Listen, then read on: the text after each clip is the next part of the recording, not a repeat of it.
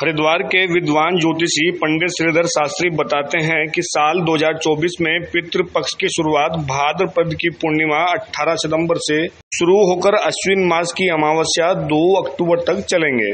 इस बीच कुल 16 पितृपक्ष होंगे जो अश्विन मास की प्रतिपदा से लेकर अश्विन मास की अमावस्या तक चलेंगे, लेकिन एक पितृपक्ष भाद्रपद की पूर्णिमा को होगा। जानकारी के अनुसार जिन जातकों के पितरों की मृत्यु पूर्णिमा के दिन होती है, केवल उन्हीं का श्राद्ध, तर्पण, पिंडदान, कर्मकांड भाद्रपद की पूर्णिमा को होता है।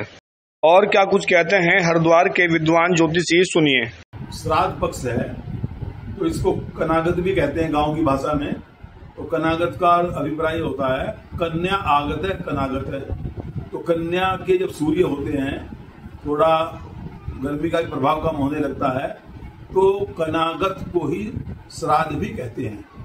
तो श्राद्ध पक्ष वैसे सभी के दिमाग में रहता है कि 15 दिन के श्राद्ध आएंगे, तो जो कि आश्विन मास में 15 दिन का इनका समय होता है। परंतु जो इनका प्रारंभ है भाद्रपद की पूर्णिमा, जो अब की बार जो प्रारंभ हो रहे हैं श्राद्ध, भाद्रपद की पूर्णिमा, पूर्वा भाद्रपद नक्षत्र, इंग्लिश जो तारीख है वो 18 तारीख है। इस दिन से श्राद्ध पक्ष प्रारंभ हो रहा है। तो श्राद्ध पक्ष जबकि अगले दिन प्रतिपदा का अक्षय है, इन 16 दिनों में ही संपूर्ण अमावस्या तक 16 श्राद्ध संपन्न होंगे। तो लोगों के दिमाग में बहुत सी भ्रांति होती है, 15 होते हैं या 16 होते हैं, या इस तरह से भ्रम होता है।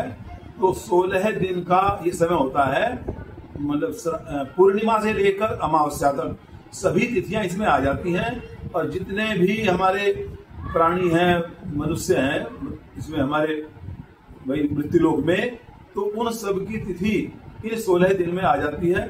और इन 16 दिनों में ही श्राद्ध मनाया जाता है। उनकी तिथियों के अनुसार उनका हम पैतृक कर्म करते हैं, और जो उनके निमित्त जो भी हम श्राद्ध कर्म करते हैं श्रद्धा पूर्वक, वह संपन्न होता है। तो जैसा कि अमावस्या आएगी, जिसको बोलते हैं पितृ विसर्जन अमावस्या, अर्थात उस दिन अमावस्या को सभी पितरों को विदा किया जाता है।